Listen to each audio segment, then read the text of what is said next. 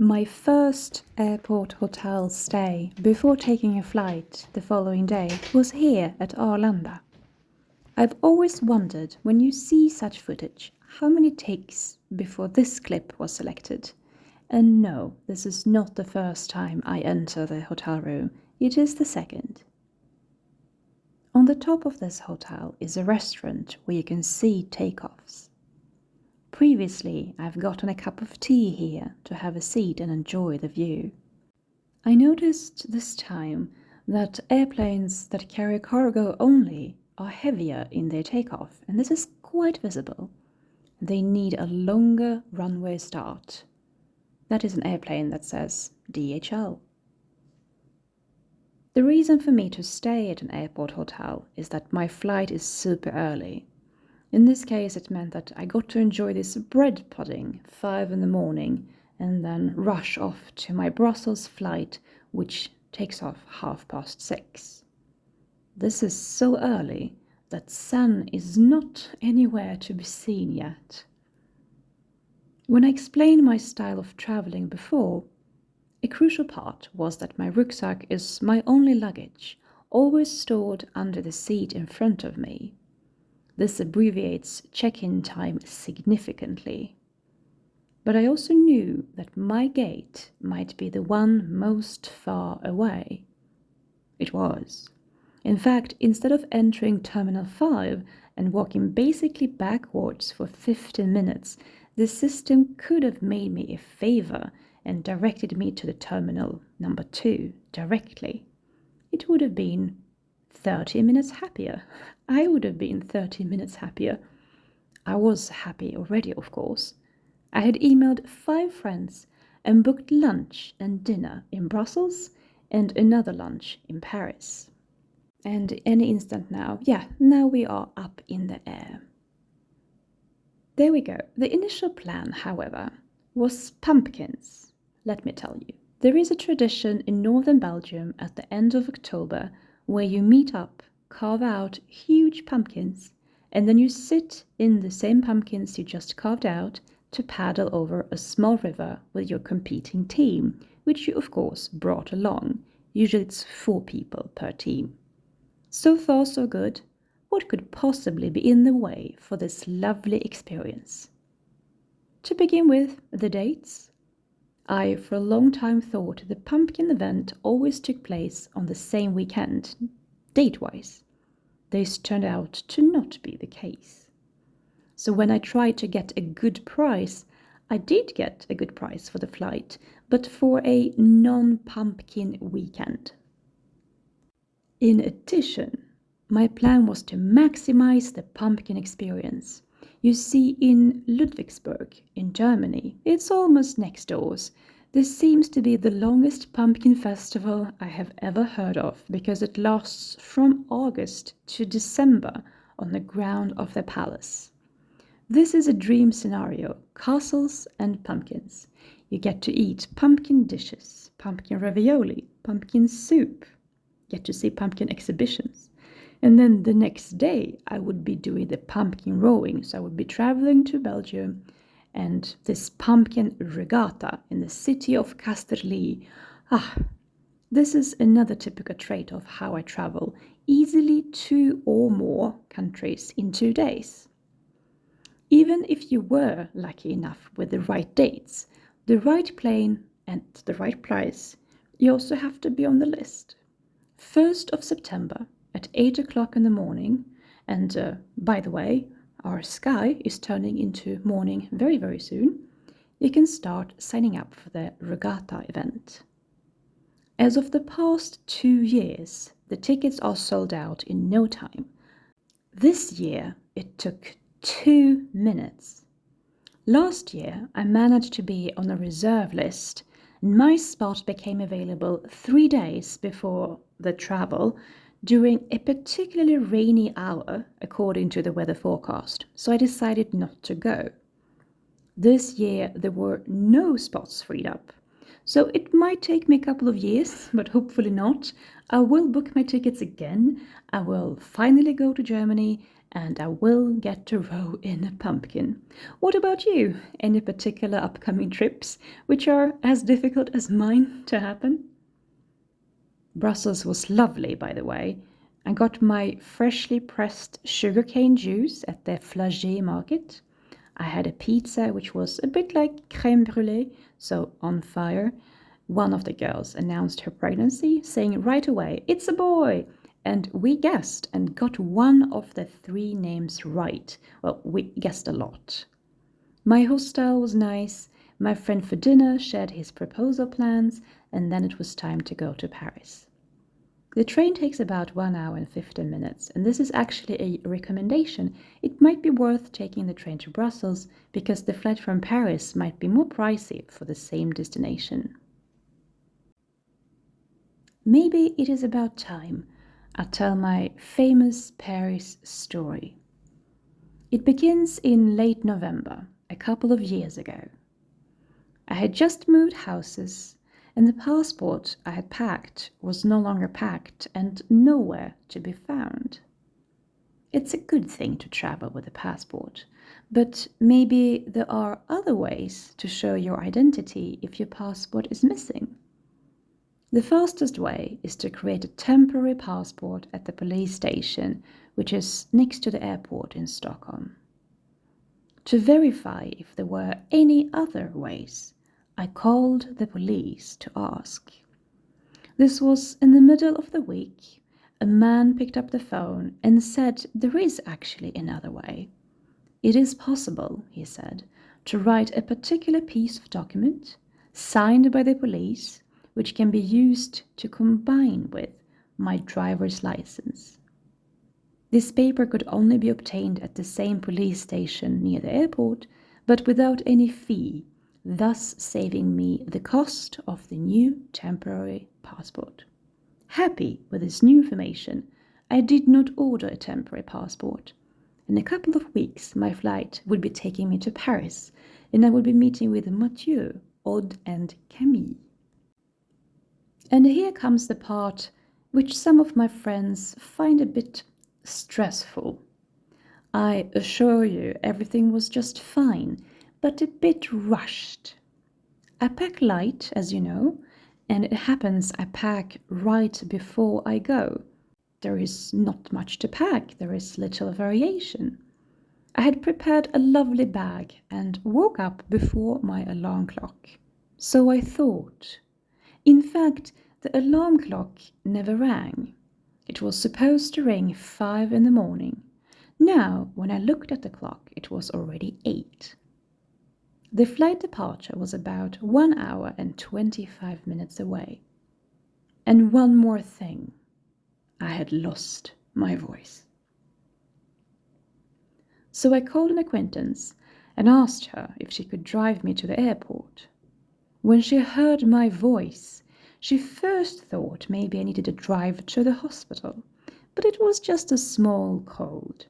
She couldn't drive me, she was too far away, so I called a taxi. The taxi company replied immediately. "So when is the car coming?" "Oh, we are right in the neighborhood. You can start walking down, and by the time we will be next to your entrance." This meant they would be next to my entrance in about 30 seconds. That equaled the time I had to pack and to get dressed. I chose wisely. I brought a skirt, a toothbrush, and a book on activities I can do for free in Paris.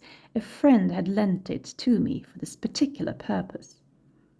So my bag was rather empty when I started descending. The taxi driver's attitude when I got in the car, if I had been an aspiring entrepreneur and had pitched my lovely idea to him, he would not be the first in line to invest. But he got into the morning rush hour queue to take me to the airport. Sorry, not the airport. The police station at the airport, because I still needed that particular permit to be allowed through the gate. We get to the police station and I ask if he could please wait. It will be a quick visit. He refuses. He doesn't even really answer. Maybe he was having a bad day. He drives off, and I mount the staircases to the police station tower. The police says hi, I am the only customer, and I present my wish. This particular document that I can use in combination with my driver's license. There is a slight pause. I called on Wednesday, I explain. The police officer closest to me asks, Did you speak to Anders? Yes, in fact I did. It turns out that no such document exists. That this particular Wednesday, most of the police force were on some kind of a big meeting, letting Anders handling the phone. It was not the first time he had claimed to be able to issue such a document, which simply does not exist. The police in front of me was very kind and almost sighed when she explained he is not allowed to do that, which meant I had to issue a passport right on the spot. Of course they would do that for me. When is your flight? They asked. I looked on the clock behind me. I did not stress for a second. I told them it leaves in 25 minutes. The two police women very professionally kept their poker faces, and they lowered the camera on this particular machine which takes the photo. Everyone in the room knows we only have one shot. They take the photo. The issuing of the passport is very quick. I sign with my name, I step out, and see a guy walking past. Hi, where are you going? He was going to a party. He and his colleagues had tickets to Poland. Do you know how to get to the airport from here? And he did. Look, there is a shuttle bus. Shall we run to catch it? We do, and it waits for us. And we get on. And then I tell him, sorry, I have to leave you. And I scan my ticket. I find the gate on the display and I walk. I do not run, for some reason. So I arrive to my gate. There is one person behind the desk. The screen says, red letters, gate closed. I present my ticket. Remember, I have not much of a voice. The man looks at me. He says, you cannot be late. I shake my head. I agree. It is very unpractical to be late. He repeats, you really cannot be late. Yes, I'm not fighting that fact. The best is to not be late. He looks at me. I have not uttered a word. I'm not upset, and I have broken no sweat. So he opens the gate for me, and he says the magical words that result in me walking the corridor down to the Air France aircraft, welcomed as if I was a celebrity walking on the red carpet, because every single person who is staff on the ground preparing the aircraft for takeoff is there to salute me. They line up, they smile, they wear these high-vis clothes and welcome me, and I walk up the stairs to the aircraft, and I'm so late that the door closes right behind me and we start backing almost right away. Many years later, I ask such personnel standing behind such a desk next to this screen saying gate closed, how late is one actually allowed to be? And he said, it depends on the aircraft company. Basically, the cheaper the aircraft company, the earlier the system locks, and there is no possibility to unlock it. So what had happened was that with this aircraft company, which I was using for flying, it was possible for the person behind the desk to manually unlock the system and let me in. So I was very, very lucky. Speaking of lucky, or shall we talk about skills, it's about the search engines to buy the best tickets. I had a colleague who thought of booking tickets as a sport. She's more than happy to take on the task and find the cheapest and fastest route possible. I, of course, asked her, would you like to share a part of this expertise? She hesitated, and then she revealed that It matters what time of the day you order. Never order on Saturday. Never on Sunday. Not in the evening when it is most likely to be convenient for you. Select a time which is not a common order time because the apps track this behavior. Then I knew from before that if you search for route once, if you renew the web page, the price is likely to go up. So my trick is to have several windows open. My own trick is also to make sure that I look at all the alternatives for each connecting route, always comparing prices from the search engine or the aircraft company itself. Never booking a seat. The program does that automatically. With that, you can save a couple of euros. And always compare the price at the moment when you're about to pay, because at that stage, all the additional costs are finally stacked and the conditioned discounts, do you have Visa, do you have MasterCard, are disclosed at that point. Airport staff in Ajaccio, in south of Corsica, also told me that when you buy tickets in France, for departures after 2 p.m., the taxes are lower. If you know more tricks, do not hesitate to share in the comments. The whole reason for me staying at the airport hotel to catch this early flight is because it is so difficult for me to find good connections, because I always have to fly to Luleå airport in northern Sweden. And the search engines are very bad at making the connections to Luleå. They think I have to spend about 24 hours at the airport, sometimes 36. So I always have to do manual search, and I really have to learn how these search engines are oriented. And luckily, I just got a straight ticket from Luleå, my nearest airport. Well, actually there are 3, depending on how you count it. From Luleå to Paris, which is an incredibly rare thing. No transit. I almost cannot believe it. Not until I am at the airport and see this confirmed on the screen. I'm trying to explain that it is so unbelievable to have a direct flight from Luleå out of season and not a charter flight. Mind you, I am a pragmatic optimist, and I still suspect that this Paris flight might be cancelled with short notice for whatever reason. Like the most obvious one, will there be enough people wanting to go from Luleå to Paris? There's still some time, we will find out. What I hope to do once I've reached almost middle of Europe is not only to go to see my friend in Paris, but also to visit a couple of light festivals in Switzerland.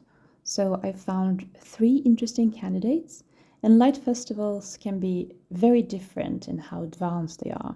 Sometimes it is very short and brief and not very interesting, and sometimes it is super intriguing, and I try to go every year to Linköping in Sweden. From what I heard, I haven't had this confirmed from official sources, is that if citizens vote for one or more of the particular light exhibitions that appear and are new that year, they can stay. And look, we're almost about to land here in Brussels. Oh, it's lovely, foggy as usual. One of the friends that I will be meeting in a couple of hours, counting from this landing point, said that if you were to describe the weather in Belgium, is that you would say it's almost perpetually autumn, so often foggy, often a lot of rain. I've also noticed to myself that the blue in the sky of Belgium is a particular blue. I'm not sure I would be able to identify it on a painting, like in the northernmost point of Denmark, Skagen or Skagen, as some Swedish pronunciation might sound like. That is a very particular blue. That is so particular that once you've been there, you're able to recognize that particular blue on a painting which you see in a museum. I was able to do so, but I'm not as certain it is possible to do for the Brussels blue. Well, we have landed and it is not raining. It looks like it, but it's actually quite foggy. It stopped raining before we landed. And now my phone starts ticking with all the messages. One of them always the standard message from the phone company saying, welcome to this other zone which is within Europe. Here you can surf for this amount of money, or this is the amount of money you have to pay for a phone call, and this is the amount of money for an SMS or an MMS. So that kind of information. I think the most expensive numbers I've seen were in North Macedonia and in Montenegro. One message, so a usual SMS, would be about €1. That was very expensive. Not only to send, but also to receive. What this meant was when my friend happily called me and wanted to catch up, I said, please tell me the most important good news first, because you should know I am in this country which charges me extremely per minute. And she was perfectly happy to resume the call once I would be back in Sweden again. See you in the next video. We've almost reached to the terminal, and the next pep talk would either be starting off from Prague or from Stockholm, and you will see a particularly strong rainbow halo, which I'm very happy with to have filmed. So, speak to you soon. Bye for now.